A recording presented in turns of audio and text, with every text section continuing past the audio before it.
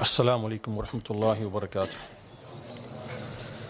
بسم الله الرحمن الرحيم. إن الحمد لله نحمده ونستعينه ونستغفره ونعوذ بالله من شرور أنفسنا ومن سيئات أعمالنا. من يهده الله فلا مضل له ومن يضلل فلا هادي له. وأشهد أن لا إله إلا الله وحده لا شريك له وأشهد أن محمدا عبده ورسوله. أما بعد فإن أحسن الكلام كلام الله وخير الهدي هدي محمد صلى الله عليه وسلم وإن شر الأمور محدثاتها وكل محدثة بدعة وكل بدعة ضلالة وكل ضلالة في النار. So today is lesson number 6 in our series on taking benefits from the book Madarij al-Salikin of al-Qayyim rahimahullah ta'ala. And in the previous lesson we looked at how al-Fatiha comprises, by way of the statement Ihdina as-Sirat al-Mustaqim, all the various types of guidance which Allah subhanahu wa ta'ala imparts to His creation. And there were 10 types altogether, and so from them was at-Taklim, which is speech, direct speech to a messenger, as happened with Musa alayhi salam. And then after that there is al-Wahi, which is quick, rapid, sending of information, imparting information in a way that only Allah knows. And then there is al-Rasul al-Malaki, which is the medium of the angels, sending the angels, which is the likes of Jibreel alayhi salam. So these three, we said, are unique to the prophets and messengers. Anyone who claims such revelation in this way is besides, after the messenger of Allah sallam, is a kadhab, is a liar. This is not possible. He is an imposter. After that, then there are numerous other levels. From them is at-tahdith. And we said that though this was common in previous nations, like Bani Israel, that was because the guidance that they received wasn't the complete and perfected guidance of the last and final messenger Muhammad sallallahu alaihi wasallam. So for that reason, there would be many among those nations who would be spoken to. They were muhaddath, right? Which means that things are put into their hearts, their minds, by way of the angels, and then the affairs happen to be as they were, spoken to. But with the sending of the messenger of Allah sallam and the revelation of the Quran and the perfection of guidance by way of the Sunnah, then because of that perfection, then in this ummah, this is something very, very rare. And that's why the messenger of Allah sallam, he said that if there was to be in this ummah for Umar ibn al-Khattab, and we know that Umar was given, the tawfiq to speak correctly in many, many, many issues. So this was number 4. So that's something rare. Okay. After that, what is the next most important type of guidance after the first 3? If we put the tahdith to one side, because it is very, very rare in this ummah. Well, it is al-ifham. It is fahm. It is Allah giving fahm to a servant, to an individual.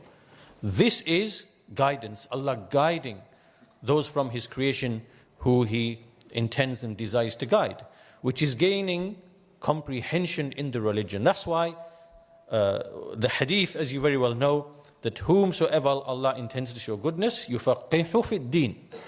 Allah grants him comprehension of the religion. This is the best type of goodness. So this is al-ifham. Then after that there is al-bayan, al-bayanul am, which is the general explanation, which is simply Allah's ayat, which are heard and recited, and Allah's ayat, which are observed and reflected upon. Right? So this is something present. Everybody can see this, and they receive guidance, meaning in terms of ilm and admonition.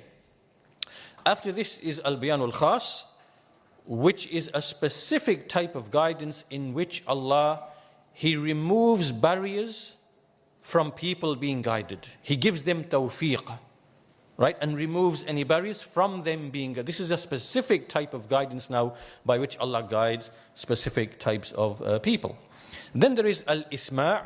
Al-isma' is Allah makes someone to hear. This is not the hearing of the ears, because everybody hears. This is the hearing of the heart, where it reaches their heart and they take admonition and they are guided. And then there is al-ilham, which is just general inspiration. People are inspired, they are put through certain situations, experiences, and they think and reflect, and so Allah directs them and inspires them as to their guidance. And finally, there was al-ru'ya al-salihah, the righteous dream, and this again returns to different types. The dream which is from Allah, the dream which is from shaitan, and the dream which is from the self. So we covered that in the previous lesson. This was after we looked at many other meanings which are in Al-Fatiha, from them Tawheed, Allah's names and attributes, At-Tawassul, and all the other things that we mentioned previously, and how a servant, when he recites Al-Fatiha, he tries to ponder and reflect and try to bring these meanings to mind when he's in the prayer, because that is what gives you the benefit. When you enter into the prayer and then you leave the prayer, you want to have the benefit. This is by way of understanding all these things and bringing them to mind. Now, today's lesson is a tremendous lesson, and it relates to how Al-Fatiha is a cure and a healing. It is shifa. And so this is why in the next section, Ibn al-Qayyim rahimahullah says, اشتمال الفاتحة على الشفاءين شفاء القلوب وشفاء الأبدان. Al-Fatiha comprises two types of cures. The cure for the hearts and the cure for the bodies. The cure for the hearts and the cure for the bodies. So he begins by saying, فَأَمَّا اشْتِمَالُهَا عَلَى شِفَاءِ الْقُلُوبِ فَإِنَّهَا اشْتَمَلَتْ عَلَيْهِ أَتَمَّ اشْتِمَالٍ فَإِنَّ مدار اعتلال القلوب وأسقامها على أصلين فساد العلم وفساد القصد. So he says, as for this issue, as for Al-Fatiha comprising the healing of the hearts. So we start with the heart, because the heart is the king of the body. He said, Al-Fatiha comprises cure for the hearts in the most complete of ways. And this is because when we look at how the heart can be sick, how can the heart be ill, how can it be sick, what does it return to? It returns to two principles, right? So the sick heart, the diseased heart, the heart which is ailing, all of that will come back down to two principles, two things. It is either the corruption in knowledge, fasad al-ilm, or it is the corruption in the qasd, the intent, the desire. Then he says, وَيَتَرَتَّبُ عَلَيْهِمَا دَاءً قَاتِلًا.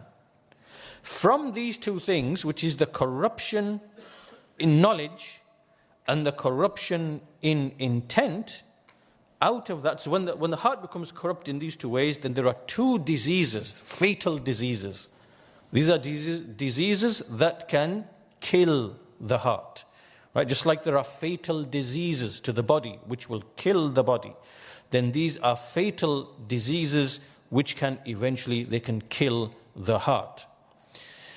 He says, وَهُمَا الضَّلَالِ وَالْغَضَبِ. الضَّلَالِ وَالْغَضَبِ. So what are these two fatal diseases? It is al-dalal, which is misguidance, and it is al-ghadab, which is anger. So he says, فَالضَّلَالِ نَتِيجَةُ فَسَادِ الْعِلْمِ. So misguidance is a result of the corruption in knowledge. So in ilm, there is some corruption. وَالْغَضَبْ نَتِيجَةُ فَسَادِ الْقَصْدِ. And as for anger, then it is the result of the corruption of the intent, a person's qasd, his desire, his intent.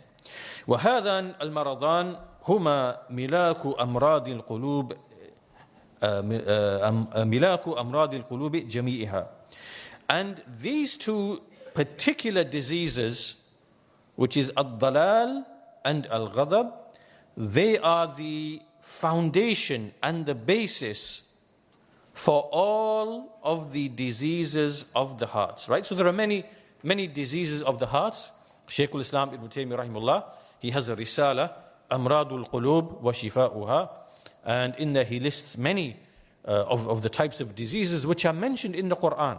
From them is, he mentions from them, al-jahl obviously is a disease of the heart. Al-jahl, it is considered a disease of the heart. The absence of knowledge, just like in the body, the absence of nutrition, just like Ibn Taymiyyah explains in the same risala, the absence of the right nutrition will lead to the disease of the body. The body will be diseased. In the same way, the absence of sound knowledge, then that will be a disease, which is jahl. Likewise, al-hawa, which is following desires, is a disease of the heart. Ash-shuh, ash-shuh is being covetous, coveting what is with other people of possessions and wealth, and this is a disease of the heart. Al-bukhl, which is stinginess, miserliness. This is a type of disease of the heart as well. If you think about these individual diseases, what do they return back to? You see, they go back to corruption in knowledge. Likewise, al-hasad, for example, al-hasad, it is a corruption in knowledge and it is a corruption in intent. Because, first of all, a corruption in knowledge is because you should realize that everything is by Allah's decree. Allah gives to whomever He wills. He favors some, He disfavors others. He expands the rizq for some, He restricts it for others, all because of wisdoms that He knows.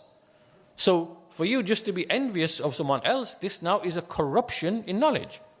And then for you to want for that goodness, for it to end in that person, you want the ni'mah to end, this now is corruption in the qasd, right?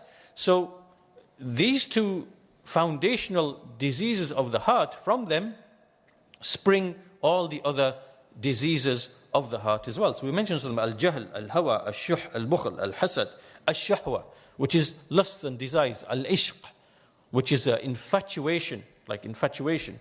And there is al-gham, which is grief and anxiety. Grief where you are filled with grief because of some calamity, some hardship which you couldn't get over, because of lack of iman, lack of tawakkul, lack of certainty in belief in al-qadar.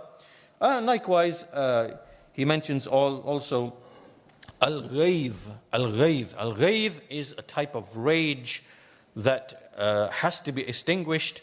An example would be when someone's family member is killed, for example, right? There's ghayz, there's rage inside that family's relatives. And so the Sharia has come to satisfy that rage. And that's why from the treatments of that is to allow retribution, the law of retribution, right? That you can have that person killed in retribution to remove that ghayz, which otherwise would remain as a disease of the heart and lead to other things, right? So the Sharia has come to channel these things which exist in the heart, whether it's shahwa, whether it is ghadab, whether it is other things. Then in fact this is something that will be covered in later lessons. Ibn al-Qayyim gives a beautiful example, a similitude, to show how the Sharia comes and it takes things which Allah has put in a man, which is shahwa and ghadab and other things which are raging, fiery, which can be acted upon in wrong ways, but it channels it in the right way, right? So the point being that al-ghayz, which is this rage, is a disease of the heart. Al-hazan, al-huzn, this again, sadness and grief, this is a disease of the heart, right? So all of these things, ash-shak, likewise, to be doubtful, is a disease of the heart. to not know whether it's this or that and to be in doubt. So all of these, this is fasad fil ilm, corruption in knowledge, a shak. So the point being that when we go back to Al-Fatiha, we see that within it is an indication at the end part of Al-Fatiha, there is an indication in the most beautiful and succinct of ways of the two types of diseases from which all other diseases spring, meaning of the heart. And they are fasadul ilm and fasadul qasd, which come back to ad-dalal and to al-ghadab. Then he says after this, so now we understand the asl of the diseases of the heart. How does Al-Fatiha contain the cure for both of these things? Right? Corruption in knowledge and corruption in qasd. Well, the first one he says, فَهِدَايَةُ الصِّرَاطِ الْمُسْتَقِيمِ تَتَضَمَّنُ الشِّفَاء مِنْ مَرَضِ الضَّلَالِ. So, the cure for corruption in knowledge is to say, اهدنا الصراط المستقيم. Why? Because we are now asking Allah for correct guidance, sound knowledge, which is knowledge of His revelation and the explanation of that revelation. This is sound knowledge. And so therefore he says, وَلِذَلِكَ كَانَ سُؤَالُ هَذِهِ الْهِدَايَةِ أَفْرَضَ دُعَاءٍ عَلَى كُلِّ عَبْدٍ وَأَوْجَبَهُ عَلَيْهِ كل يوم وليلة في كل صلاة لشدة ضرورته وفاقته إلى الهداية المطلوبة ولا يقوم غير هذا السؤال مقامه. He says, for this reason, this question or this request is the most obligatory supplication upon every servant. So the greatest, most obligatory dua for every servant to make is to say, اهدنا الصراط المستقيم. It is the most obligatory in every day and every night, in every prayer. Why? Because of the severe need, the necessity and the need for the requested guidance. And there is no other supplication that can be found that can take the place of this supplication, right? There's nothing that can replace this simple, in Al-Fatiha, اهدنا الصراط المستقيم. So this now is the cure for what? The cure for fasadul ilm, or for jahl, for ignorance, which is like corruption in knowledge. As for the other one, he says, وَالتَّحَقُّقْ بِإِيَّاكَ نَعْبُدُ وَإِيَّاكَ نَسْتَعِينَ عِلْمًا وَمَعْرِفَةً وَعَمَلًا وَحَالًا يَتَضَمَّنُ الشِّفَاء مِنْ مَرَضِ فَسَادِ الْقَلْبِ وَالْقَصْدِ. So now for the other disease, which is where you have a corruption in intent, then when you actualize the statement إِيَّاكَ نَعْبُدُ وَإِيَّاكَ نَسْتَعِينَ in terms of knowledge, ma'rifah, acquaintance, action, amalan, and halan, meaning that this ayah becomes your hal, that this is how you are. You are worshipping Allah and you are seeking aid from Allah in that worship and in all your affairs. So it becomes a hal for you.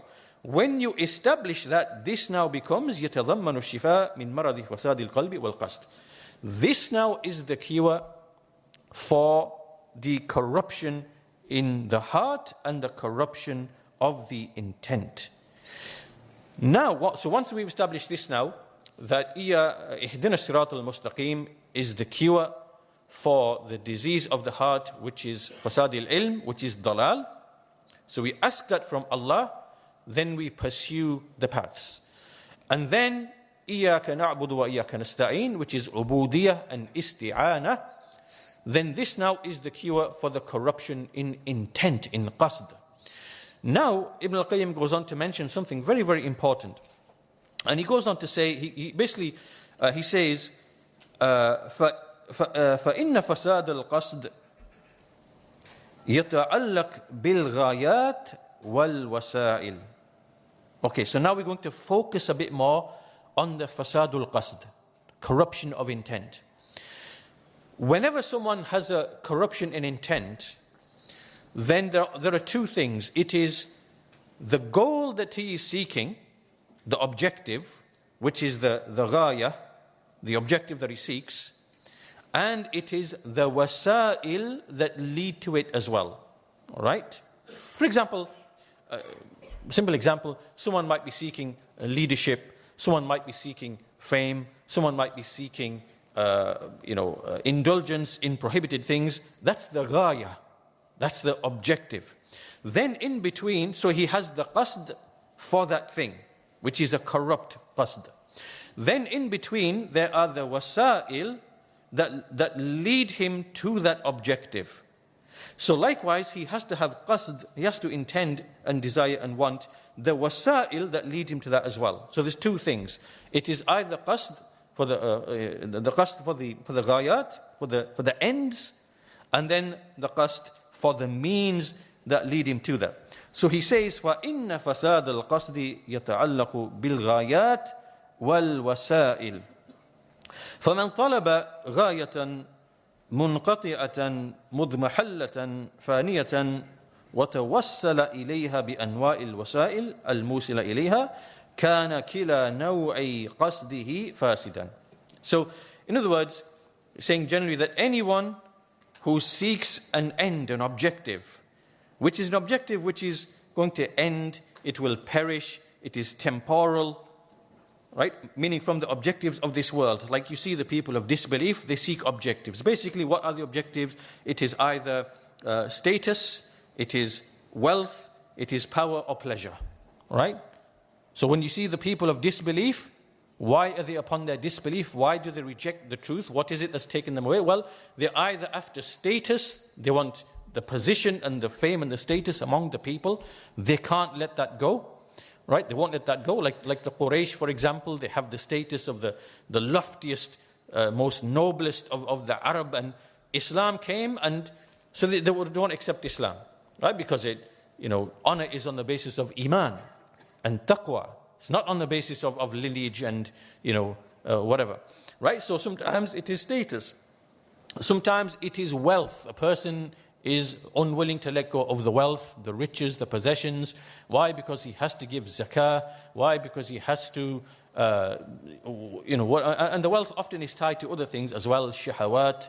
So shahawat is another one, pleasure, the pleasures of the world. He cannot give up the drinks, the alcohol, the women, all the rest of it. And also it is power, just to have that power and authority. So these are some of the reasons. So these are ghayat. These are objectives and ends that people have, which are temporal. They will perish. They never last. They will dissolve and disappear, as the word used by Ibn al-Qayyim. And then, وَتَوَسَّلَ إِلَيْهَا بِأَنْوَاءِ الْوَسَائِلَ الْمُوصِلَةِ إِلَيْهَا. Then he finds all the ways and means. So if you look at these people, in general, people of disbelief, and likewise even among the Muslims, they have these diseases. They have the objective, which is the end, to have fancy cars and to this and that and the other. And then they have the wasa'il in between that lead them to those things. So he says, so whoever does this, kana kila naw'i qasdihi fasidan. So both of the two qasds that he has here, for the ends and for the means, both of them are corrupt, right? So meaning everything he's doing now is just, it's a disease of the heart, it is corrupt. Then he goes, وَهَذَا شَأْنُ كُلِّ مَنْ كَانَ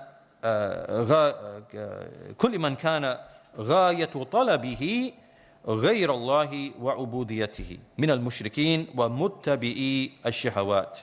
Okay, so he says, this is the affair. So when you look at the mushrikeen, the polytheists, and likewise, you look at those who follow their lusts and desires from among the Muslims, it means among the Muslims, those who have there's like no objective behind, there's no lofty objective, right? So you want power, you want fame, you want cars, you want women, you want this, you want that, you want this, what's the ghaya behind it? Like the wisdom, and there isn't anything, right? There's nothing behind it. And he then goes on to explain in a step-by-step way, how the people who have these ghayat and who have this corruption in qasd, the different steps they take in order to reject the truth and to avoid the truth. Right? So remember, this is the disease of the heart that causes people to reject truth, to reject guidance, right? And so when they are pursuing these goals, the ghayat, like the wealth and the status, the power, the fame, and all these other things, the shahawat, then when truth comes to them, then they are averse to the truth and they take a number of steps. So he says, وَأَصْحَابِ الرِّيَاسَاتِ الْمُتَّبِئِينَ لِإِقَامَةِ رِيَاسَتِهِمْ بِأَيِّ طَرِيقٍ كَانَ مِنْ حَقٍ أَوْ بَاطِلٍ. Right? So basically all these are different types of people. The mushrikeen, the people of shirk and kufr, right? They have ends and means, ghayat and wasa'il, which are corrupt. Then you have those who follow their desires in lusts and pleasures. Then you have those who seek the riyasat, meaning those who seek the positions and the status, the power, who follow, they want to establish their riyasa, their leadership, through any way possible, whether it is through haqq or whether it is through batil. So he says, when the truth comes to these types of people, of whom he's given three examples, the mushrikeen, people upon shirk and kufr, the followers of their lusts and desires, or the people of wealth, authority, power. He says, when the truth comes, which opposes what they are upon, then the first step they will take, like if it comes on the path, they will take it and they will trample on it. They will crush it and smash it. Right? So he says, طَحَنُوهُ وَدَاسُوهُ بِأَرْجُلِهِمْ. Right? So they will just totally crush it and put an end to it, and that's it. فَإِنْ أَجَزُوا عَنْ ذَلِكَ دَفَعُوهُ دَفَعَ السَّائِلِ. If they are able to totally smash and erase this truth which has come, so they can't smash it, they can't put an end to it, now they are going to, oppressively and tyrannically, they will try to attack it. They will attack it. If they are unable to do that, فَإِنْ نَجَزُوا عَنْ ذَلِكَ حَبَسُوهُ فِي الطَّرِيقِ. Right, so if they can't fight against it physically and in that manner, they will then try to hold it back and restrain it from the path.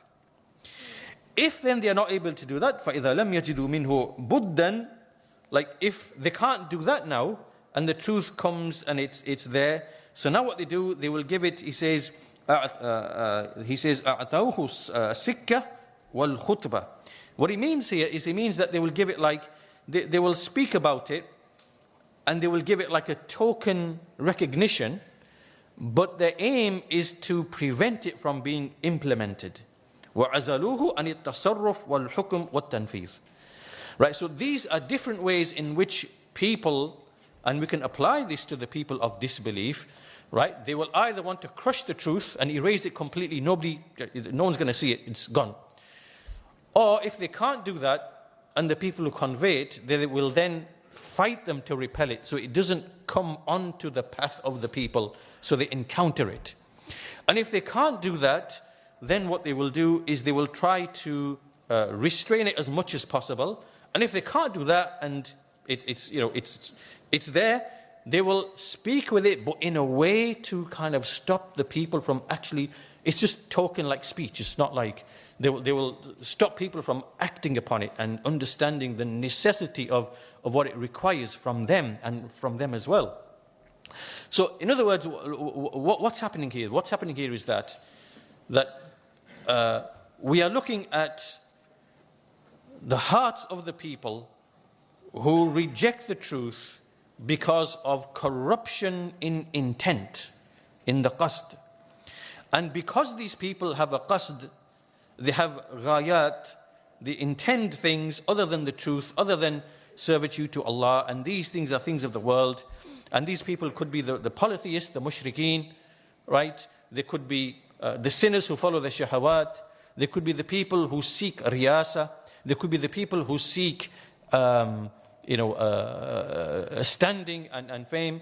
When the truth comes, what do? They take these different steps because of the corruption in qasd. By necessity, they have to repel the truth. And they do it in stages, whatever they're able to do. The first one, crush it, demolish it, out of sight, out of mind, gone. They'll try and do that. And if they can't, then they'll take the other lesser steps. So then he goes on to say, and he gives an example. He says, وَإِنْ جَاءَ الْحَقِّ نَاصِرًا لَهُمْ وَكَانَ لَهُمْ سَالُوا بِهِ وَجَالُوا وَأَتَوْا إِلَيْهِ مُذْعِنِينَ لَا لِأَنَّهُ حَقٌّ بل لموافقته غرضهم وأهواءهم وانتصارهم به. Right, so now he says, these same people, if the truth comes and it just happens to aid their cause, so if there is truth and it happens to aid their cause and it is in their favor, then they will jump and leap for this truth, right? Because they will submit to it, not because it's the truth. They didn't come to it because it's the truth. It's because it agrees with their objectives and their desires and it aids them. And there's an example in the Quran, there's an ayah in the Quran in which Allah Azza wa Jal, He mentions this reality. He says, وَإِذَا دُعُوا إِلَى اللَّهِ وَرَسُولِهِ لِيَحْكُمَ بَيْنَهُمْ إِذَا فَرِيقٌ مِّنْهُمْ مُعْرِضُونَ. Right? So when these people are invited to Allah and His Messenger, that He may judge between them, then you see a people among them who turn away. So they're not interested in the truth. They don't want to know the truth. They don't want to know the hukm of Allah and His Messenger, and they don't want to accept the religion, and they don't want to. But وَإِن يَكُنْ لَهُمْ الْحَقِّ يَأْتُوا إِلَيْهِ مُذْعِنِينَ. But if they have a right, meaning that if the ahkam of the sharia give them a right which is due to them and they see it, now they will come rushing to the Messenger of Allah and they will want their right and they will come in submission, not because it's the truth from Allah, but it is because the ghaya, the objective, the end that they want is being fulfilled by a hukm from the ahkam of the sharia. This is why they are coming, right? So can you see, this now is fasadul qasd. It is corruption in intent. They have a ghaya, and so in everything they are doing, even though the right is theirs, the intent is corrupt all the way through, right? In the ghaya and even in the wasa'il. The wasa'il in this case is what? Let's go to the Messenger of Allah. Let's go to him. We submit to the hukm. We accept. Why? Because it's in your favor, right? And your qasd here is corrupt. It's not because you are submitting. It's because it is corrupt. So the corruption in the ghaya and the corruption in the wasila together. Then Ibn al-Qayyim rahimahullah, he goes on to say, wal maqsood. So what is the intent here? Wal maqsood. He says here, وَالْمَقْصُودُ أَنَّ قَصْدَ هَؤُلَاءِ فَاسِدٌ فِي غَايَاتِهِمْ وَوَسَائِلِهِمْ. So the point being is that these people, they have corruption in their ghayat, in their ends, and in their means.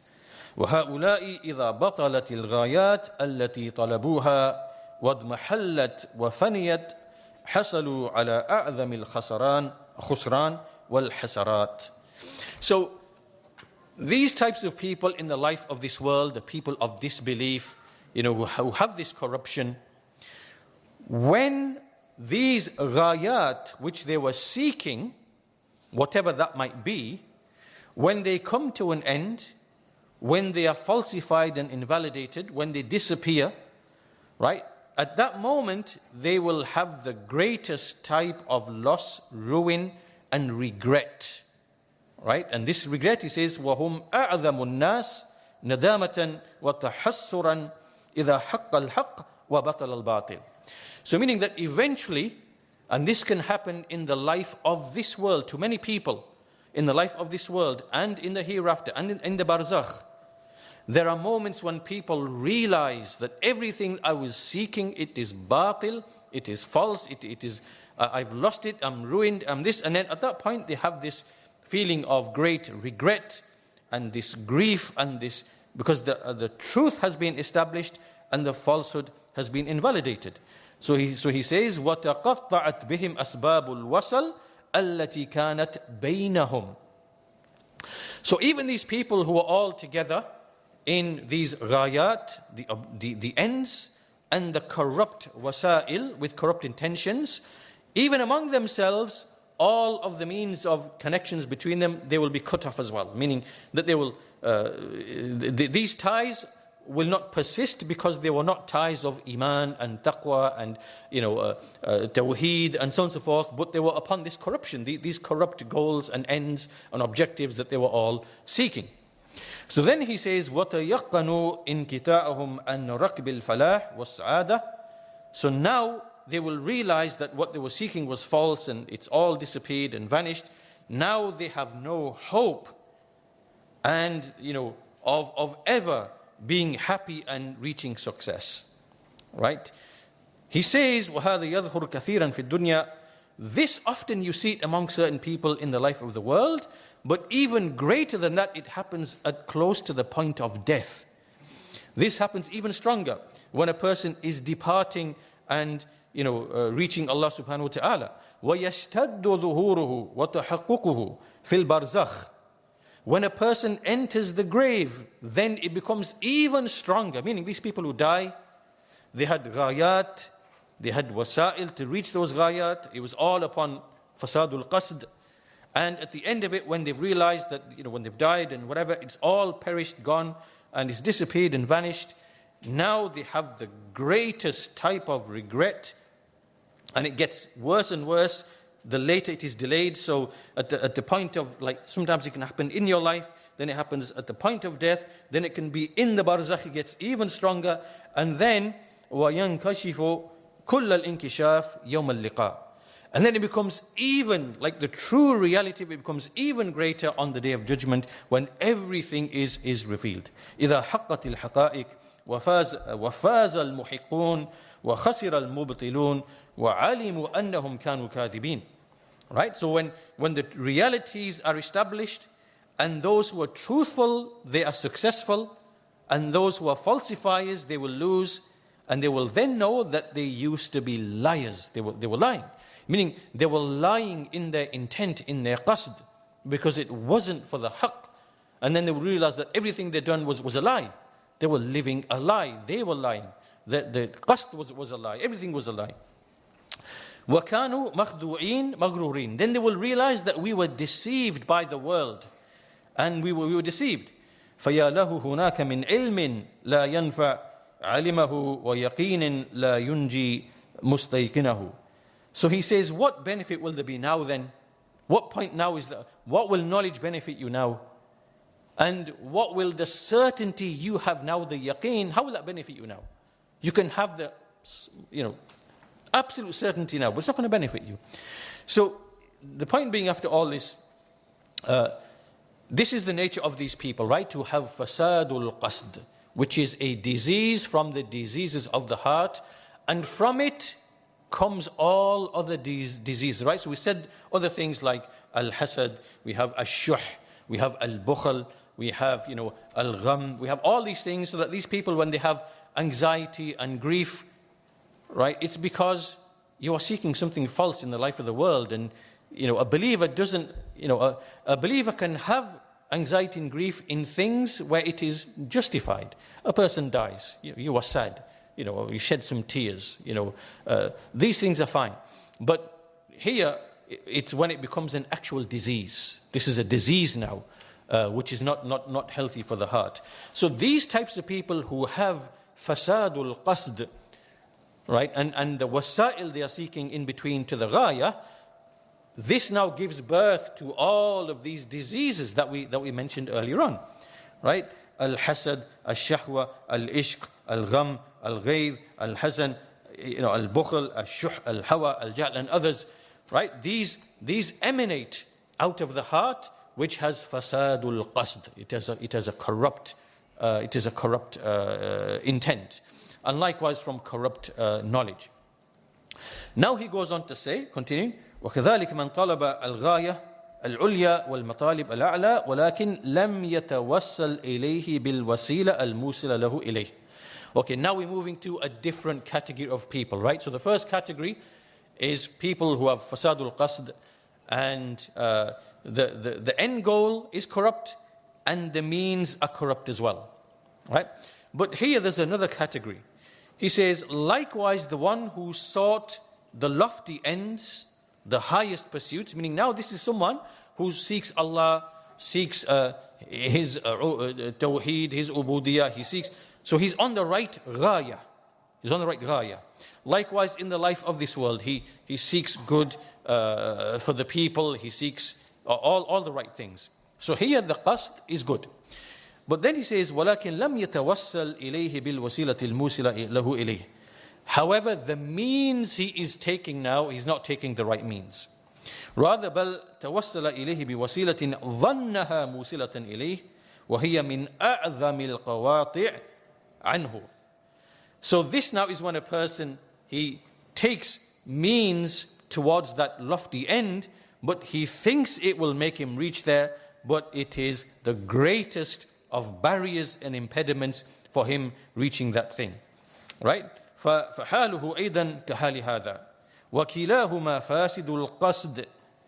Right? So really, both of these types of people, that one we discussed before, and this one, they end up really ending up in the same position, because it's corruption in intent. The qasd, in this one, he's seeking the wrong wasa'il. So this, like to give an example of this, just to show that someone could be, this would be the people of innovation, for example, Ahlul Bid'ah wad Dalal. They seek Allah, they seek the hereafter, and they take wasa'il that they think, like a Sufi sitting in a room, switching the light off and breathing and intoxicating himself and thinking he's in divine union with Allah. He thinks he's reached Allah, but he is the furthest away from Allah. He's not in divine union. Rather, he is in like a satanic union with the shayateen, because the jinn come to them. So the point being here that the qasd has to be good for the ghaya. It has to be good for the wasila. The wasila has to be correct as well. Otherwise, you will still not reach the goal. You will still not reach the goal, and you will end up far, far, far astray. So, what is the cure for fasadul qasd? We already said before, ihdina as-siratal mustaqim is the cure for fasadul ilm, for jahl, and for dalal. And the cure for fasadul qasd is iyyaka na'budu wa iyyaka nasta'een. Right? How and why is this a cure for fasadul qasd? He explains, he says that this, فَإِنَّ هَذَا الدَّوَاء, this treatment, this medicine, مُرَكَّبٌ مِنْ سِتَّةِ أَجْزَاء. Because this medicine here, إِيَّاكَ نَعْبُدُ وَإِيَّاكَ نَسْتَعِينُ, which is a medicine, there are 6 components in this medicine for the heart. 6 components. They are in sets of 3 sets of 2. Right? He says that, first of all, ubudiyatullah la ghayrihi min sitt ubudiyatillah la ghayrihi. Right? So the first component is ubudiyah to Allah. There is servitude to Allah. That meaning you are serving Allah, you are enslaving yourself only to Allah. This is ikhlas, this is all the ibadah for Allah. La ghayrihi. Right? So it's got to be for Allah and not to any other. So these are 2 components. Ubudiyah for Allah and nothing for anyone besides Him. بأمره وشرعه لا بالهوى ولا بآراء الرجال وأوضاعهم ورسومهم وأفكارهم. So the second component now is it has to be with His command and with His legislation. Right? So the ubudiyah has to be with His command and legislation, not by what you feel, your desires, not by the opinions of men, not by their customs and traditions, and nor their thoughts and their ideas. Right? That's the third and the fourth. The third and the fourth. The Sharia, His legislation, His command, and abandoning the ara of the rijal and the rusum and everything else, customs, thoughts, ideas, habits, traditions, intellects, opinions, and so on and so forth. And the last set of 2 is isti'anatun wasti'anatun ala ubudiyatihi bihi la bi nafsil abd wa quwwatihi wa hawlihi wa la bi ghayrihi.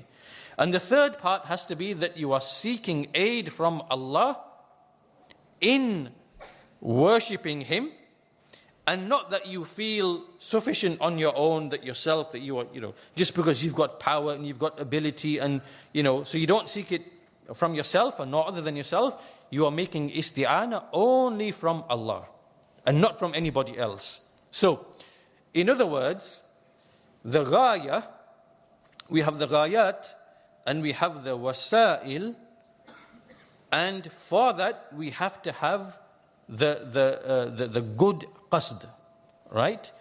And the thing that treats the corrupt qasd is إِيَّاكَ نَعْبُدُ وَإِيَّاكَ نَسْتَعِينُ. The servant who remains within all of this, these things that I mentioned here, within what this ayah wants from you, the three things as opposed to the three other things, ubudiyah to Allah, through His amr and through His shara', and making isti'ana with Allah. You do these three things and you keep away from everything else, meaning that you don't enslave, you don't make your heart attached to other things besides Allah, wealth, status, position, fame, so on and so forth, and you do not follow the opinions of men and their ideas and their rusum, their habits and customs, and you are seeking, and you don't rely upon other people, right? You are seeking it only from Allah.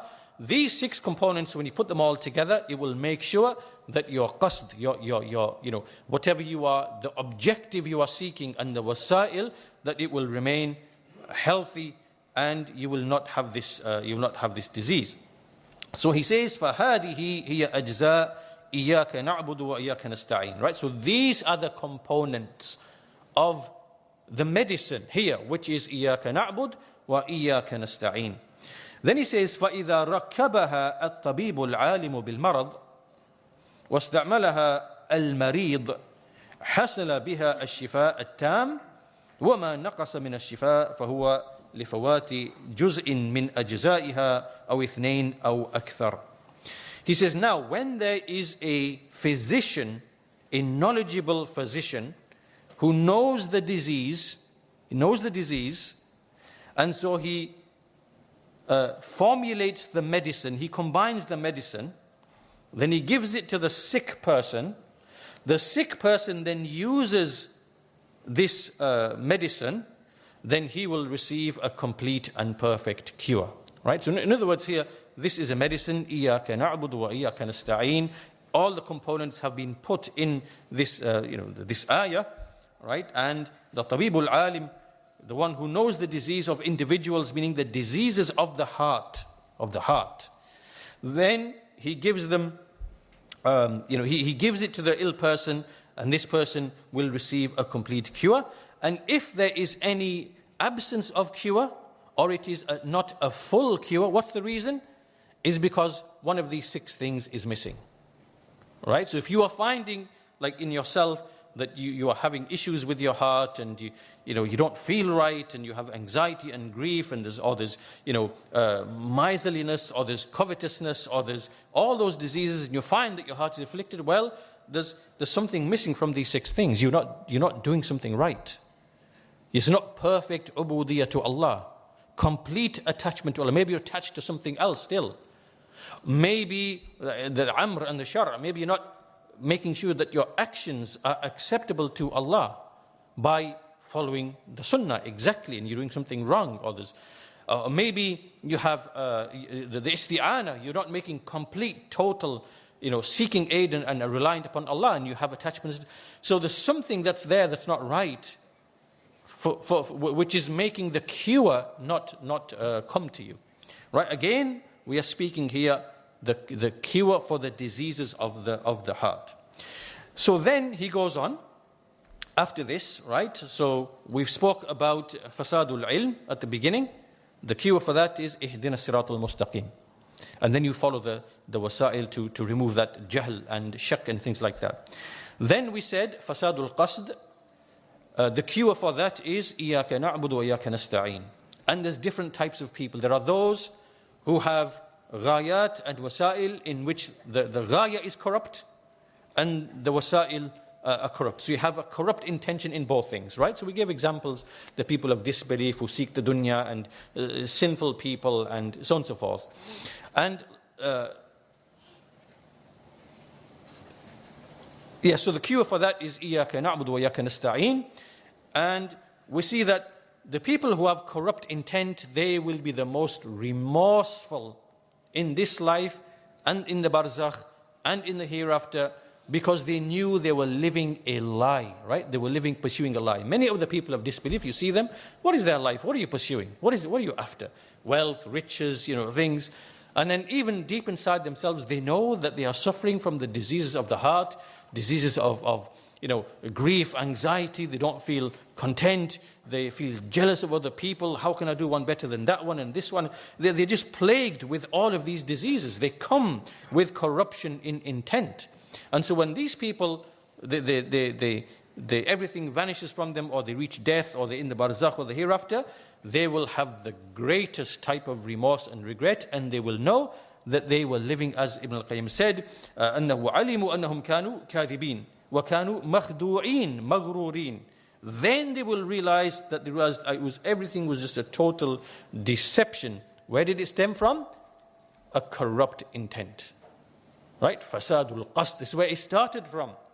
And then with that fasadul qasd, all those, the ghayat were wrong, the wasa'il were wrong, all these diseases of the heart came and entered you, that prevented you from the truth, from accepting the truth. So this shows that we have to cut off things from the very beginning, from their roots, from the very beginning. So then he goes on, so we've covered that, now he goes on to say that the heart can sometimes be subjected to another two diseases, right? So al-jahl, al-dalal is a disease, fasadul qasd, corruption of the intent is a disease, but there's also some other diseases. He says, ثُمَّ إِنَّ الْقَلْبِ يَعْرِضُ لَهُ مَرَضًا عَظِيمًا. Then also, the heart can be subjected to two mighty diseases. Now we have another two diseases on top of jahl and the fasadul qasd. He said, fasadul ilm, fasadul qasd. إن لم يتداركهما تراميا به إلى التلف ولا بد. If this person does not basically restrain them and be careful, be on guard with respect to them, they will lead him towards ruin and destruction without fail. Without fail. What are these two diseases? What are they? وَهُمَا الرِّيَاء وَالْكِبْرِ. Ar-riya wal-kibr. Two mighty diseases. Ar-riya, showing off, seeking to be seen, to be heard. Wal-kibr, which is arrogance.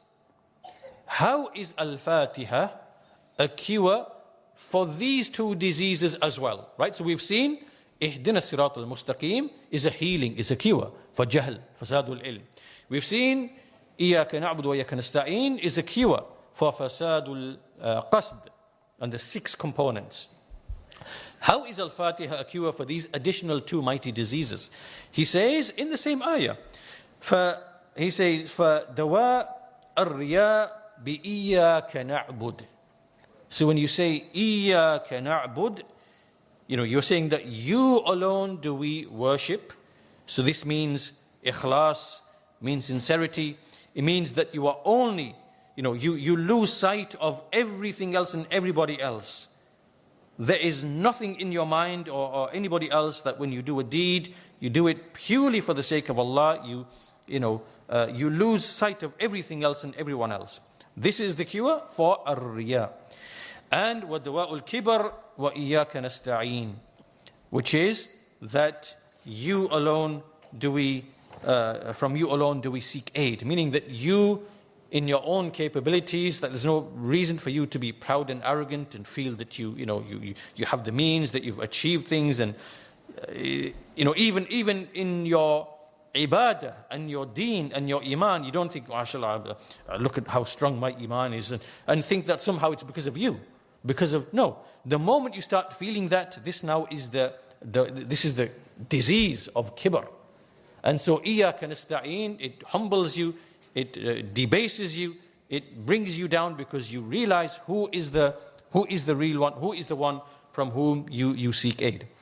Ibn al-Qayyim says, وَكَثِيرًا مَا كُنْتُ أَسْمَعْ شيخ الإسلام Ibn Taymiyyah رحمه الله قدس الله روحه يقول. So this is something Ibn al-Qayyim would frequently hear Shaykh al-Islam Ibn Taymiyyah, his teacher, repeat often. He would say, بِإِيَّاكَ نَعْبُدْ تَدْفَعُ الرِّيَاء وَبِإِيَّاكَ نَسْتَعِينَ تَدْفَعُ الْكِبْرِيَاء. He would repeat this often, right? His students would hear this from him. He would say, with Iyaka na'bud, do you repel ar-riya? And with Iyaka nasta'een, from you alone do we seek aid, do you repel kibriya? Do you repel like the haughtiness, the feeling of importance and greatness? فَإِذَا عُوفِيَ مِنْ مَرَضِ الرِّيَاءِ بِإِيَّاكَ نَعْبُدُ وَمِنْ مَرَضِ الْكِبْرِيَاءِ وَالْعُجْبِ بِإِيَّاكَ نَسْتَعِينُ وَمِنْ مَرَضِ الضَّلَالِ وَالْجَهْلِ بِإِهْدِنَا الصِّرَاطَ الْمُسْتَقِيمِ عُوفِيَ مِنْ أَمْرَاضِهِ وَأَسْقَامِهِ ورفل في أثواب العافية وتمت عليه النعمة وكان من المنعم عليهم غير المغضوب عليهم. So he says here, so when a person, he is cured of the disease of riya with Iyaka na'bud, and the disease of kibriya, which is haughtiness, arrogance, pride, wal ujub, and amazement, with Iyaka nasta'een, and with the disease of ad-dalal wal-jahl, which is misguidance and ignorance, with ihdina as-sirat al-mustaqim. So let's stop and think here. Look at all of the diseases of the heart which are being treated by these two verses, right? So we said there is al-jahl and dalal, which is fasadul ilm. We said there is fasadul qasd, from which spring so many other diseases of the heart. Then we have ar-riya, and then we have al-kibriya. All of them are being treated just by these two verses. Ihdina as-sirat al-mustaqim, and before that, Iyaka na'bud wa Iyaka nasta'een. So when a person uses this, so again, this is why that as we now recite Al-Fatiha, we have to try to be able to layer all the meanings, because in each ayah there's so many things. In each verse there's different things. There's layers of meaning stacked on top. And so somehow we have to be able to bring these meanings to mind as we are reciting slowly, and to use the mind to bring it to mind, because that's how you get the actual benefit and the cure. It doesn't come just by reciting by itself. It's from the ma'na, it's from the ma'ani. This is what is giving you the cure, right? And we'll see that in the next section very, very clearly. So he goes on to say, so the one who treats himself in this manner from all these diseases by these two verses, he will be relieved and cured from all of his diseases, all of his illnesses. He will happily, he will strut, meaning he will happily enjoy the reward of having a clean, healthy heart, free of all these diseases, of afiyah. And the bounty, the favor will be completed upon him. And he will be of those upon whom is Allah's favor, not of those upon whom is Allah's anger. Who are they? Hum ahlu fasadil qasd. Right? They are the people of corrupt intention. الَّذِينَ عَرَفُوا الْحَقِّ وَعَدَلُوا عَنْهُ. Those who knew the truth and they turned away from it. وَالضَّالِينَ وَهُمْ أَهْلُ فَسَادِ الْعِلْمِ. And likewise he will not be from the dhalin, the astray. They are the people of corruption in knowledge. الَّذِينَ جَهِلُوا الْحَقِّ وَلَمْ يَعْرِفُوهُ. Those who were ignorant of the truth and did not know the truth. Okay, so now all of this, it really brings us to the end of the part which relates to the shifa'ul qulub. Right? This is the first type of healing which is comprised in Al-Fatiha. It treats the foundations of all of the diseases of the heart. Right? It is fasadul ilm, fasadul qasd. Every disease of the heart that you can think of, like we mentioned many of them, right? They emanate from these things. And we could go into each one. We said, for example, al-gham, for example, why does this overwhelm the heart? Well, it's because of fasad fil ilm, right? Fasadul ilm. That you should have knowledge of Allah's decrees. You should have conviction in the decrees of Allah, that whatever was going to come to you was never going to miss you, whatever missed you was never going to come to you, that in every affair of the believer there is good, whether it's something likable, something dislikable, right? You have to have conviction in all of these things, in this ilm, for you to be able to handle the calamities and difficulties that come to you, so you can process them and understand them through your iman. and through your yaqeen, and through your knowledge of Tawheed, Allah's names, Al-Qadr, and so on and so forth. So you can process it in your mind, and the gham does not settle in your heart. Right? Why are people overtaken by grief and anxiety and the type that is not healthy? It is because fasad fil ilm. Right? And so we could go through each one and explain how in each one, al-jahl, hawa, shuh, bukhul, hasad, shahwa, ishq, gham, ghayr, hazan, and so on and so forth, shaq, all those different things. But now you have the basic principle, right? You know that it goes back to either fasad fil ilm or it is fasad fil qasd. So you yourself can go back and you can think about each of these things and think, well, how is there corruption in knowledge in, for example, al-ghayr, al-hazan, al-shahwa, right? You have the means to now go back and to do that on yourself. But coming back, so all of this was to do with the disease of the heart. Now he's going to move into the body, right? How Al-Fatiha is a cure for the body. And so this is like the amazing part here, the way that Ibn al-Qayyim presents it. So he says here, وَحُقَّ لسورة تشتمل على هذين الشفائين أن يستشفى بها من كل مرض.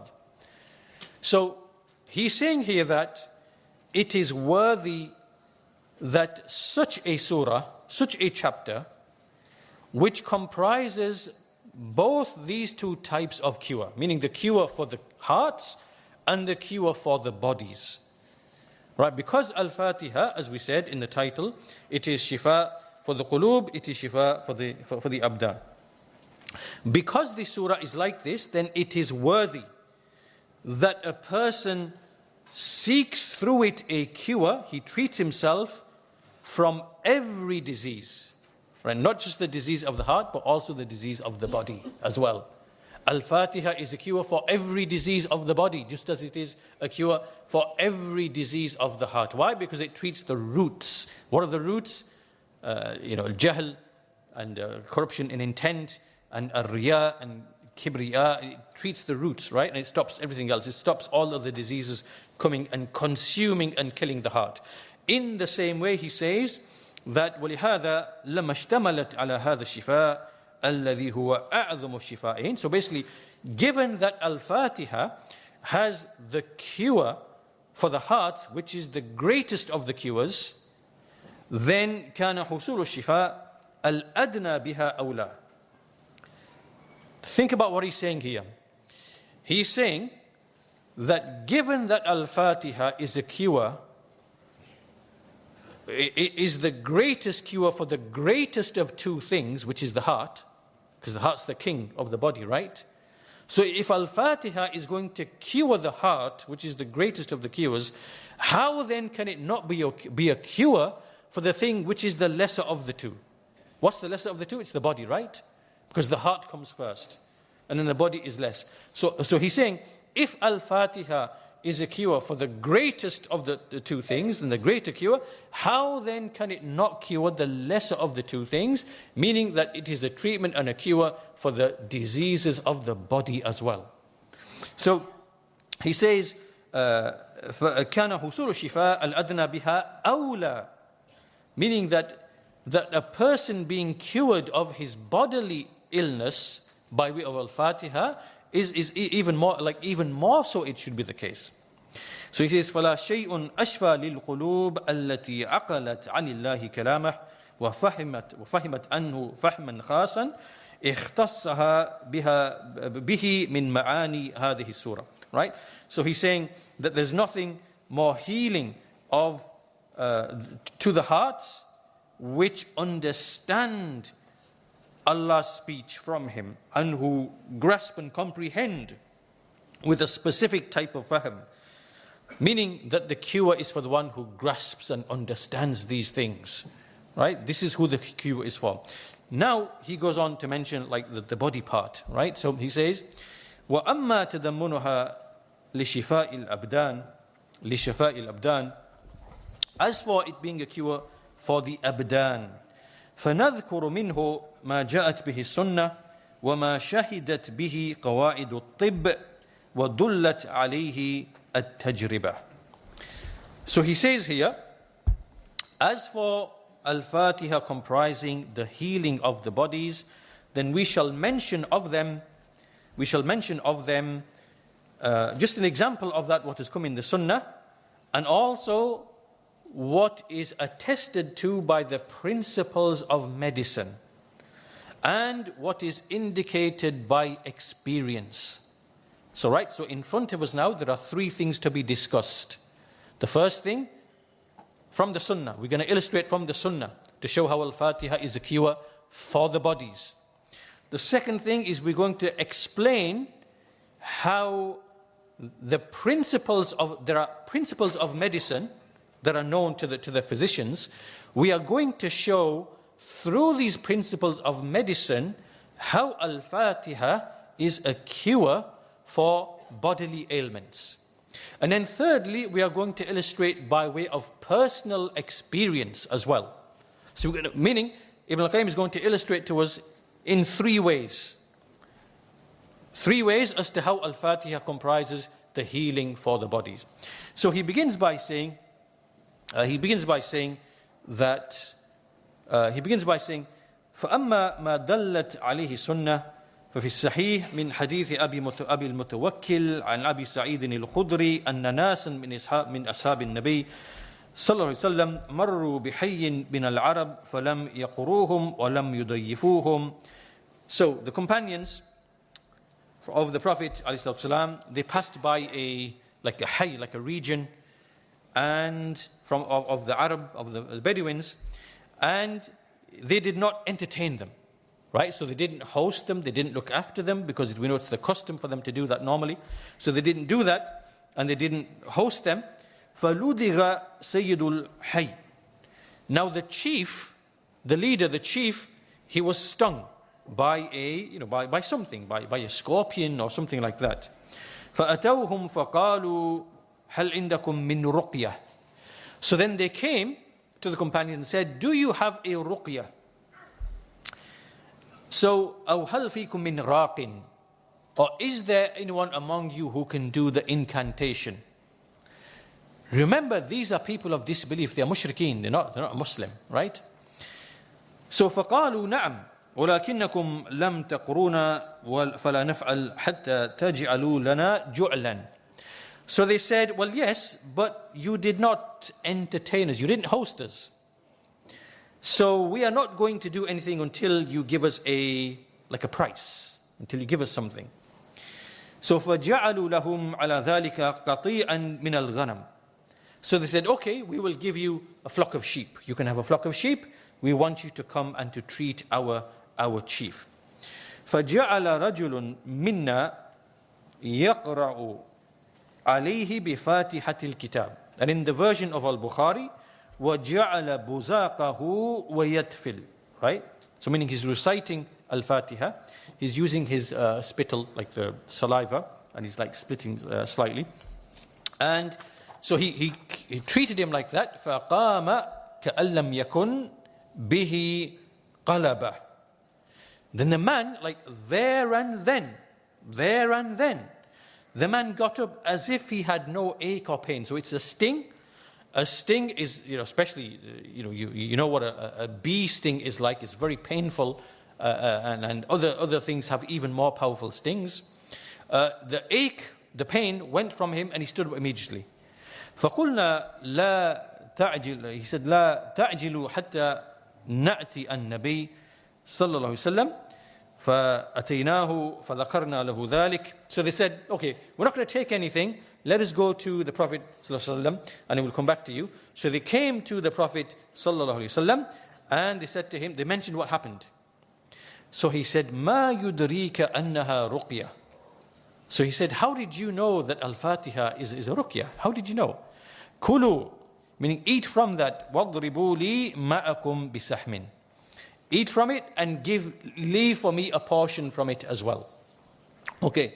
So now, although there are many, many benefits from this hadith, clearly you can see Al-Fatiha is a cure for a physical ailment and a pain, right? So we can see that clearly from the hadith. Ibn al-Qayyim says, فَقَدْ تَضَمَّنَ هَذَا الْحَدِيث حُصُولِ شِفَاء هَذَا الَّذِيغ بقراءة الفاتحة عليه فأغنته عن الدواء. He says, this hadith comprises, it tells us that cure was obtained for this one who was stung just by the recitation of Al-Fatiha, making him not in need of any medicine, any physical medicine. And he said, perhaps his cure was reached in such a way that even the physical medicine would not have been able to cure him, right? By Al-Fatiha.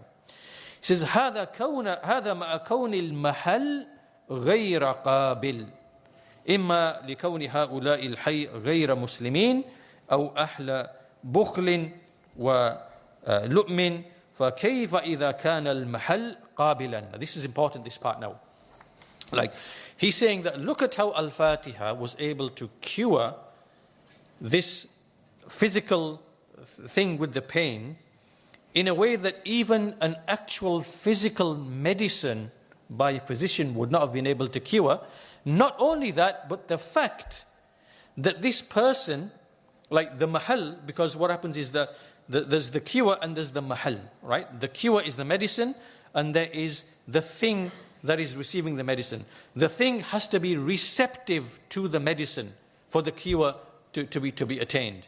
But in this case, even the mahal, which is this pagan, kafir, mushrik leader, right?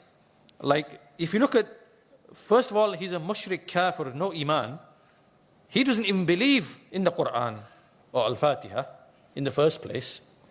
Number two, that these people were people of bukhl, meaning they didn't have like generous hearts to be even hosting these companions and to treat them as they should do, right? So it means that there's a disease of the heart. See, there's a disease of the heart in them, right? So given all of these factors, where it should normally be like not even possible to cure this person, is a mushrik kafir, heart is unclean, right? There were people of bukhl, diseases in their hearts. Even the physical medicine might not even been able to cure the sting. But here, despite all factors to the contrary, Al-Fatiha cured this man in an instant. And he stood up as if there was nothing with him. Right. So this is now the hadith, right? This is the hadith. The hadith, what's the hadith prove? It's proven that Al-Fatiha is a cure for bodily ailments. But now, how do we understand this through the principles of medicine? Right? How do you understand? Now Ibn al-Qayyim is going to explain through the qawaid of tibb to show how this is the case. So he says, وَأَمَّا شَهَادَتُهُ أَمَّا شَهَادَةُ قواعد الطب بذلك. So he says, okay, how does the principles of medicine testify to this? How can it explain what happened here? How did this happen? Al-Fatiha, something you recite, curing a physical, ailment. He says, فَاعْلَمْ أَنَّ اللَّدْغَ تَكُونُ مِنْ ذَوَاتِ الْحُمَاتِ وَالسُّمُومِ.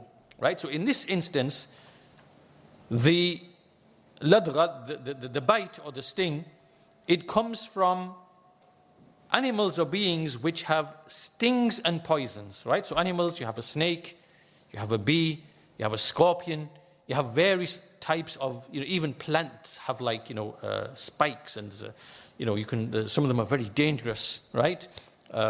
Nettles, things like that. So these things, هي ذوات الأنفس الخبيثة التي تتكيف بكيفية غضبية.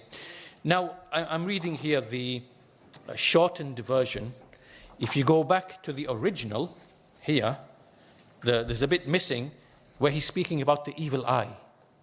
Right? Because the evil eye is similar to the sting as well. Right? So you have a sting from animals. These animals, they have like a snake. Inwardly, it's like there's some khubth and anger and like vileness, right? And that's why the sting is powerful and dangerous. So there are certain animals that are like that, right? The anger, out of anger, like the bee stings you because you're bothering it. The snake stings you, like the scorpion stings you. And from it, certain creatures have like this, this nariya ghadabi, they have this like fiery rage and anger, and that now becomes embodied in the sting and the poison that it puts in you. But in exactly the same way, the evil eye is the same thing. So he says, if you go back to the original, there's a whole section, paragraph, which I don't have time to read, but he's explaining that with the evil eye, the same thing happens. There are certain people, they are evil people, they have, like he says here, there are certain people that it's their nature that they have khubth, and they cannot rest unless they go and they harm people. Right? Some people have this ghadab. They need to go and harm people, oppress people, because it's in their hearts and they can't rest. Other people have shahwa. It's in their hearts. They have to go and they have to, fulfill their desires in any which way possible. Like it's the khubth that's in there, right? And then likewise with the evil eye, there are some people who have this like filth inside of envy, and so he's going to describe in the next section. He's going to describe what happens and how a person is stricken, by these poisons, whether they are physical, in the case of animals with a sting, or even with the evil eye, where it involves people and the khubth that comes from them. So he says, فَعْلَمْ أَنَّ اللَّدْغَ تَكُونُ مِنْ ذَوَاتِ الْحُمَاةِ وَالسَّمُومِ وَهِيَ ذَوَاتِ الْأَنفُسِ الْخَبِيثَةِ الَّتِي تَتَكَيَّفْ بِكَيْفِيَّةٍ غَضَبِيَّةٍ. Right? So these poisons that come to you, they come from creatures which have like an element of anger. And they within that animal, like there's a poison that gets activated and stimulated. It is fiery, it is raging, it is poison. So then when he says, so when there's a sting, so in the case of this pagan chief, he got stung from an animal where there is like a ghadab, like there's a summiya nariya, there's like a raging poison which emanates from anger, right? So this is the disease. So now when you face this disease with the opposite, فَإِذَا قَابَلَتْ النَّفْسُ الزَّاكِيَةِ الْعُلْوِيَّةِ الشَّرِيفَةِ الَّتِي فِيهَا غَضَبٌ وَهَمِيَّةٌ لِلْحَقِّ. Right? So now there comes a person who likewise has anger. So this is now the person with the Fatiha. He comes to the person with the sting, or he comes with the person with the evil eye, he comes with the person with whatever it might be. Within him is anger. There's ghadab, just like there's ghadab that came from the scorpion, the snake, and from the evil eye. So he now has ghadab. But what is this ghadab? This ghadab is out of jealousy for the truth. And it is, in fact, it's more here. If I go back to the original, it's more clearer. He says, فَإِذَا قَابَلَتْ النَّفْسَ الزَّكِيَّةِ الْعُلْوِيَّةِ الشَّرِيفَةِ الَّتِي فِيهَا غَضَبٌ وَحَمِيَّةٌ لِلْحَقِّ. So when it comes and now it stands in the face of these nufus al-khabitha as-sumiyya, these poisonous souls, right, which is men or animals or stings, from which these diseases they emanate of anger and things like that, and they come out and they affect a person. He says, وَتَكَيَّفَتْ بِحَقَائِكِ الْفَاتِحَةِ وَأَسْرَارِهَا وَمَعَانِيهَا وما تضمنته من التوحيد والتوكل والثناء على الله وذكر أصول أسماء الحسنى وذكر اسمه الذي ما ذكر على شر إلا أزاله ومحقه ولا على خير إلا نماه وزاده. Right? So meaning that now when a person comes to someone who's been stung or someone who has the evil eye, where you see that poison has come from anger and rage, from khubth, then a person comes who is a person of tawheed, and in him is the rage and the anger for the truth, for tawheed, for iman, and there are all of he says, the ma'ani, the meanings, and the asrar, and the secrets of al-Fatiha, like what we've been discussing previously. You understand all of that, and you come to that, you come with that, and then you come to this person. And then he says, you mention all these things that you know that in there's the usul of Allah's names, there's rububiyyah, there's uluhiyyah, there's the cure for the hearts, there is tawassul, there's, all the things that we mentioned previously, and all of that now you come and you are raging with anger for the sake of Allah, and you come and you bring that, and then you stand against the sting or the whatever it might be. He says, دفعت هذه النفس بما تكيفت به من ذلك. So because now this soul has the composition of all of these things, just like in the snake or the scorpion, the anger, right? It allowed the composition of the poison to come into that person. Right now, this one faces that one. It counters it, and it works against it. So he says, فَحَسَلَ الْبُرْء. Right? The cure will then be achieved. The cure will then be achieved. He says, فَإِنَّ مَبْنَ الشِّفَاء وَالْبُرْء على دفع الضد بضده وحفظ الشيء بمثله. This now are the principles of medicine. Right? So he's saying, the reason is because what is the foundation of cure? فَإِنَّ مَبْنَ الشِّفَاء وَالْبُرْء. It is to repel an opposite with its opposite. This is a principle, well-known principles in medicine. That you repel one opposite with the other opposite.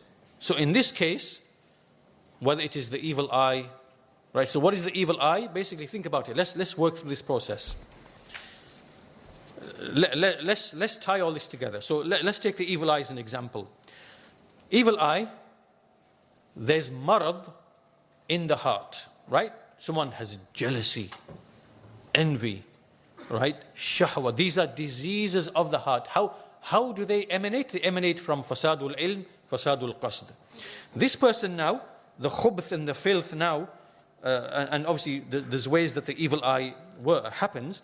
Now, evil eye afflicts a person, right? So that ghadab, that hasad, that whatever, one way or another, it afflicts a person and it harms him. So now someone comes along, and in this person who is going to be the raqin, the reader, who's going to be the one with the cure, he likewise, he has the opposite of what was in that person who gave the evil eye, right? That was fasadul ilm, fasadul qasd, right? Here there is ilm and qasd sahih from al-Fatiha and all the knowledge and the meanings and the secrets of Tawheed, Rububiyyah, names and attributes, tawassul to Allah, all the other things, isti'ana, ubudiyyah, everything together, put together, is stacked all together, and there is this anger to, it all builds up, and then you attack the evil eye with that, right? So, according to the principle of medicine, which is a did is attacked and repelled by the did. So this is an opposite to that one, and by necessity it will repel it. Right? By necessity, it will do it. And likewise, he says, وَحِفْظُ الشَّيْء بِمِثْلِهِ. This is another principle of medicine. That you safeguard and protect something by its like. So he says, وَالْمَرَضْ يُدْفَعْ بِالضِّدِّ. Right? The disease is repelled by its opposite. And he says, as for as-siha tuhfadhu, fasiha tuhfadhu bil-mithl. So health is preserved by its like. It's like for like. And disease is repelled with its opposite. These are principles of medicine. Now, so he's explained that, and then if we go back to the short version, he says here, وَلَا يَتِمُّ هَذَا إِلَّا بِقُوَّةٍ مِنَ النَّفْسِ الْفَائِلَةِ. Right? So the cure has to come from the strength of the person who is giving the cure, in this case the raqi, but also وَقَبُولْ مِنَ الطَّبِيعَةِ الْمُنْفَئِلَةِ. But it also has to be the willingness and the acceptance of that person. So in this case, that mushrik, he was anticipating and expecting the cure, right? That there has to be like an acceptance that the cure is going to happen. فَلَوْ لَمْ تَنْفَعِ النَّفْسٌ الْمَلْدُوغ لِقَبُولِ الرُّقْيَةِ وَلَمْ تَقْوِ نَفْسُ الرَّاقِي عَلَى التَّأْثِيرِ لَمْ يَحْصُلْ الْبُرْ. Right? So now there's another component. He's saying that if this person who was stung didn't have within him the anticipation and the expectation of being cured, alongside the strength of the raqi, right? So the strength of the raqi, what's he bringing? He's bringing the strength of al-Fatiha, right? The did against the poison or the evil eye. And he's bringing all the meanings of al-Fatiha. So that is there. But also there has to be there the anticipation and the expectation of the healing from the mahal, in this case, which is the mushrik and the polytheist. So when these things come together, then the cure will happen. Right. So now you have to stop and think here that look at how, like all the circumstances that we mentioned about this mushrik. This is a mushrik, doesn't believe, not a believer. No tawheed, no iman. There's no, so there's that first of all. Then there is the fact that these people were stingy and they didn't host the companions. So there's bukhl, so disease in the heart already. And despite all of that, Al-Fatiha, because of the strength of Al-Fatiha and the person reading it, and the qabul of the nafsul maldugh, right? The cure was immediate and effective there and then. Now, I want to take a slight diversion to stop right here, because there's something very important that we have to discuss here. It's something that the scholars of the Muslims, they speak about. And Ibn al-Qayyim said, at-tabi'a al-munfa'ila. Right? This is like the nature of a person where you are anticipating and expecting a cure. This is now to do with emotions and feelings and your expectations, because this has a tremendous, powerful effect on health and disease. Right? And I'm going to read something to you from a hadith of the Messenger of Allah sallallahu alaihi wasallam from Ibn Abbas. This hadith in al-Bukhari. And Prophet he used to visit the ill people. And when he would visit them, he would say, La ba'as tahur insha'Allah. As you know, right? La ba'as tahur insha'Allah. So he came upon a Bedouin, there was a Bedouin, and he was visiting him, and he said to him, La ba'as tahur insha'Allah. He said this to the Bedouin. But the Bedouin replied, he said, Qulta tahur. Tahur. You said it's purification. He said, Kalla. He said, Bal hiya humma. He said, rather this is a fever. Tafuru or tathuru ala shaykhin. This is a fever that is basically like it's harming and hurting a shaykh, a kabir, a shaykhin kabir. Tuziruhu al-qubur. And it is going to make him to visit the grave. So the Prophet sallallahu alaihi wasallam, he said, Idhan fana'am. Idhan fana'am. So the Bedouin, when the Messenger of Allah was saying to him to be optimistic, it's purification, inshallah, this is what it is, the fever. He said, purification? This is a fever, like a raging fever. It sends people to the graves. So the Messenger said to Rasulullah, Idhan fana'am. Okay. So now when we go back to the scholars of the Muslims and the scholars who, sharh upon this hadith, first of all from Ibn Rajab, rahimahullah, he says, يعني أنه لم يقبل الطهارة بل ردها وأخبر أن حماه بما أخبر به نفسه فحصل ما اختاره لنفسه. So he said, meaning that this man didn't really accept. He didn't accept like the Messenger of Allah saying, don't worry, it's purification, and he rejected this, and he said that this fever, is going to do to me what the fever is going to do to me. So what he chose for himself happened. What he chose for himself happened. And likewise, Ibn Hajar, rahimahullah, he said about this hadith, تَقْدِيرُهُ إِذَا أَبَيْتَ فَنَعَمْ. So when the messenger said, إِذَا فَنَعَمْ, what he means is, إِذَا أَبَيْتَ. If you refuse, meaning if you refuse to accept, I'm telling you, that, la ba'as tahur, inshallah, it will be purification for you, and so forth, then, فَنَعَمْ, then yes. كَانَ كَمَا ظَنَنْتَ. It will be as you expect or think it to be. Right? So this is one of the interpretations of this hadith. And likewise, when we go back to like Shaykh ibn Uthaymeen, rahimahullah, he says likewise, he says, وَالْإِنْفِعَالِ النَّفْسِ لَهُ أَثَرٌ كَبِيرٌ فِي إِدْعَافِ الْإِنسَانِ. Right? Like emotions have a great effect in weakening a person. فأحيانا يتوهم الصحيح أنه مريض فيمرض وأحيانا يتناسى الإنسان المرض وهو مريض فيصبح صحيحا فانفعال النفس بالشيء له أثر بالغ. He says emotions can have a great effect in weakening a person. Sometimes a person might just think that he's actually ill, but he's not actually ill, and he will make himself ill. He will make himself ill. And sometimes a person forgets even that he's even ill, or forgets illness, and he becomes healthy, like the disease just disappears by itself. So therefore the emotion for infi'al and nafs bishay has a mighty effect upon actual health and actual illness, right?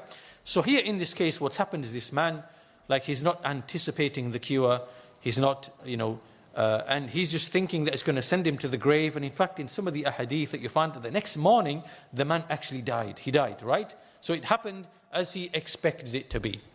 So this whole thing about, the emotions, it's something, as you see, Shaykh ibn Uthaymeen mentioned it, it is something well studied even by the people of disbelief. And they do experiments to show the power of the mind and the power of expectation.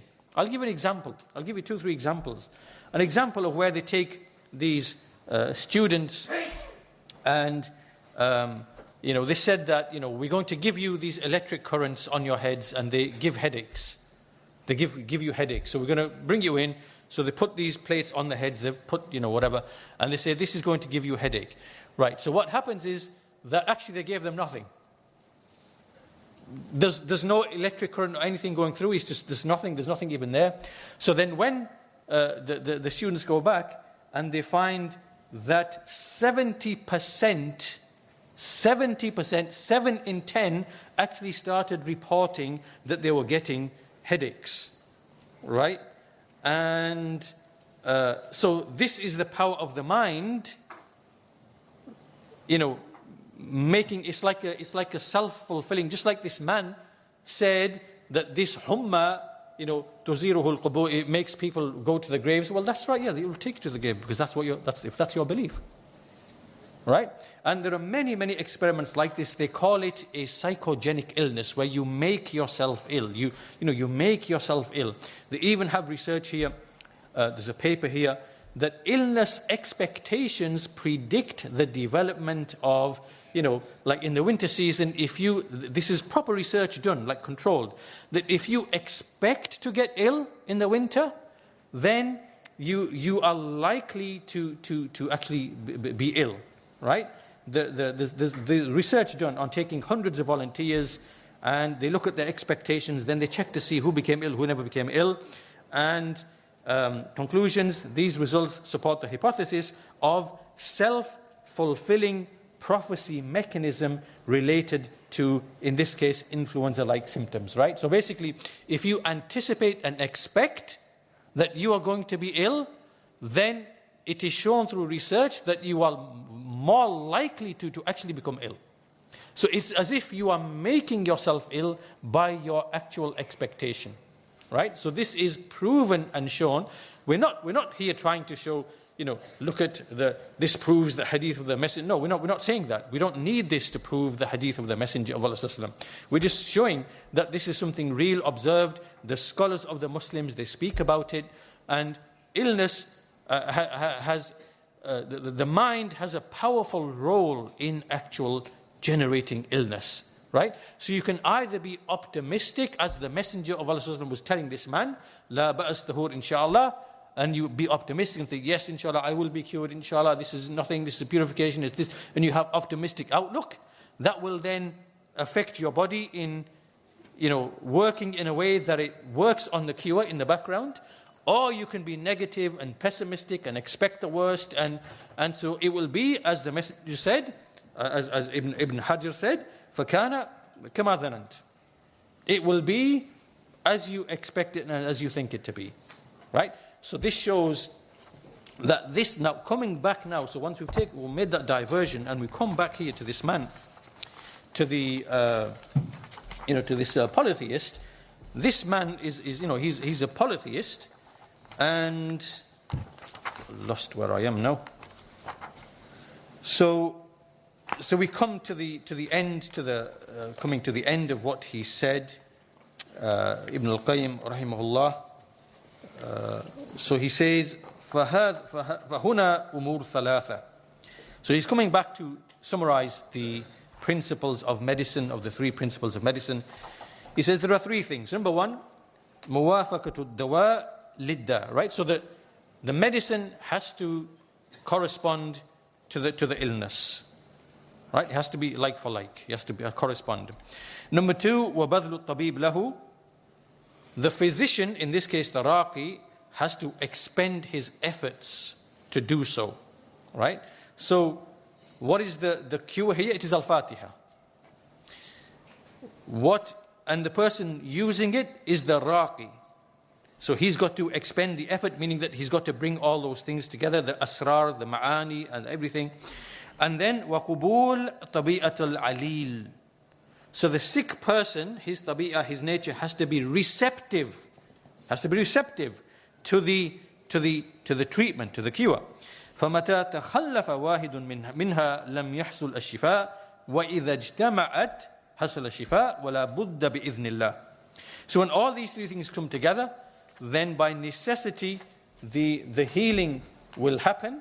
And if one of them disappears, if one of them is not present, then it will not occur. So now this was the second one, right? So the first one was the hadith that proves al-Fatiha is a cure. The second one here, he has illustrated by way of the principles of medicine. The principles of medicine, that you treat an opposite with an opposite. You treat a thing with its opposite, right? And we gave the example of either something physical, which is the poison, and al-Fatiha is the opposite of that, or it can be the evil eye. Al-Fatiha is the opposite is the cure for the sicknesses of the heart that came from the one who gave the evil eye, right? So in both respects, the heart or the body, al-Fatiha is a cure. How is it a cure? It depends on the strength of the person bringing it and the receptiveness of the person who's receiving the treatment. So the third, I said, is he gives an example from experience, right? So we said from the sunnah, from the qawaid of tibb, and the third one is tajriba, is personal experience. And personal experience is an acceptable, valid, something can be used in medicine. This whole idea where you have to have a randomized control study and systematic review, this didn't exist before. How were people healing themselves and curing themselves for thousands of years before the modern idea of the peer review, systematic review, random control trial? No, this is the monopoly that's been created to keep medicine in a monopoly. But there were no such things in the time of the Messenger of Allah sallallahu.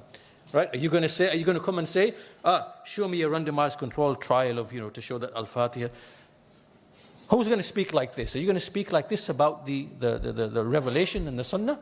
Right? So tajriba, experience, is valid in medicine. Tajriba. This is how people learn. This is how people develop the medicine. Right? It is valid. So now the third type, so the sunnah, principles of medicine, Now it is tajriba, meaning from personal experience.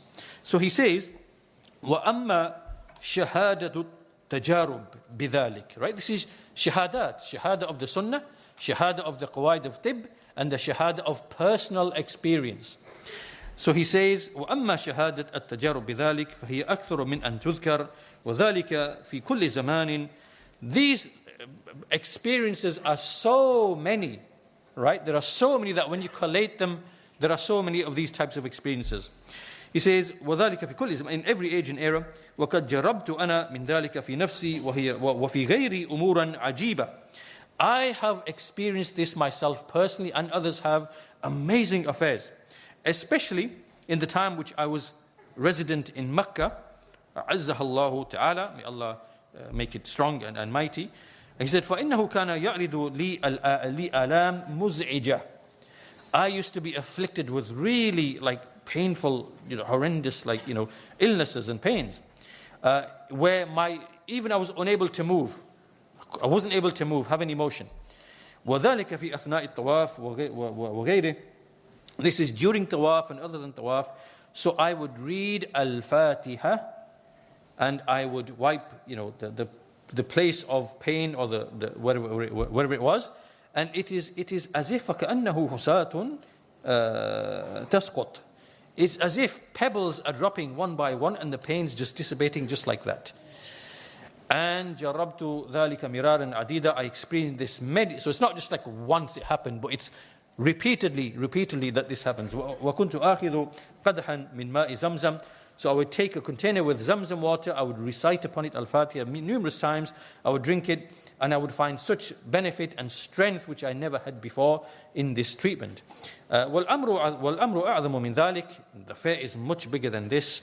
وَلَكِنْ بِحَسَبِ قُوَّةِ الْإِيمَانِ. But it is in accordance with the strength of Iman, right? So where's the cure lying? It has to be behind it, there has to be strength of Iman. وَصِحَّةِ الْيَقِينِ. There has to be sound certainty, absolute. So you got to believe in the thing, right? Wallahu al-musta'an. And from Allah is aid sought. This brings us to the end, really, of this section, to the end of that. And so to summarize, basically, then we've looked at another lofty affair which is in Al-Fatiha, which is Shifa'ul Qulub wa Shifa'ul Abdan. Both, one or the other. In fact, let me go back. Ibn al-Qayyim said, shahadat of tajriba, of experience. Even now we know from many personal experiences, you have many of these groups where people put in their medical experiences and they share experiences. And there are people who, they say that we cured this person's ailment with Al-Fatiha, just your recitation, and we cured this person's ailment. This is known, as Ibn al-Qayyim said, that this is in every, fi kulli zaman. This tajriba is known by people who have that yaqeen, who have that certainty, who have that persistence, and they bring all the elements that we mentioned of the shifa, the components that we mentioned earlier on, shifa of the qulub, shifa of the abdan. In fact, one other point I forgot to mention is that the shifa of the qulub is the asal for the shifa of the abdan. Right? Now, the way to understand this is think about it, because we know that sins, really the origin of illnesses and sicknesses is aslan, it is sin, right? Sin. Right? Sin is what brings these trials and tribulation calamities. Now the sin itself, what's the sin emanating from? The sin has to emanate from the sicknesses of the heart. Fasadul ilm, fasadul qasd. Right? So for you to have committed a sin, it's got to be shahwa, it's got to be shuh, it's got to be hasad, it's got to be bukhl, it's got to be one of these things for which you committed the sin. It's got to be dhulm, it's got to be whatever. So when you commit the sin, you now commit a sin.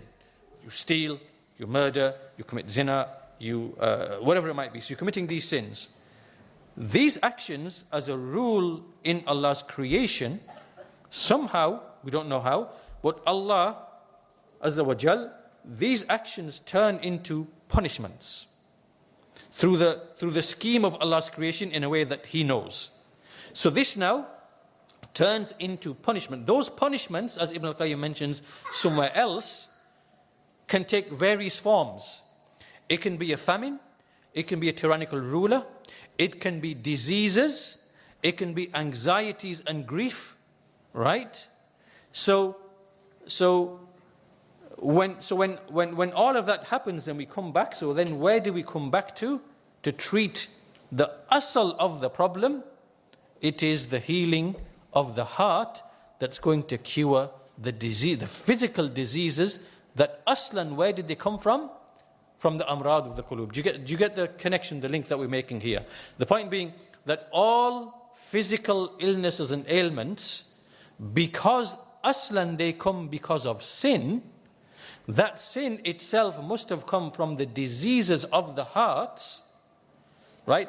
And so therefore, if you want the bodies to be cured, you have to first cure the hearts, right? So meaning that the heart has to be cured first with the things that were mentioned before you even go to the other things, right? Then you have to then you cure the physical aspects if the heart is cured.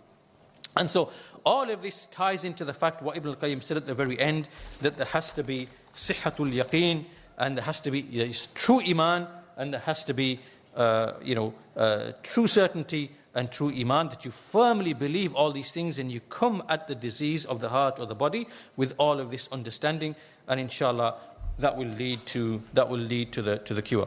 So inshallah we'll end our lesson there for today, and we'll conclude. Walhamdulillahi Rabbil Alameen, wa sallallahu ala nabiyyina Muhammad wa ala alihi wa sahbihi.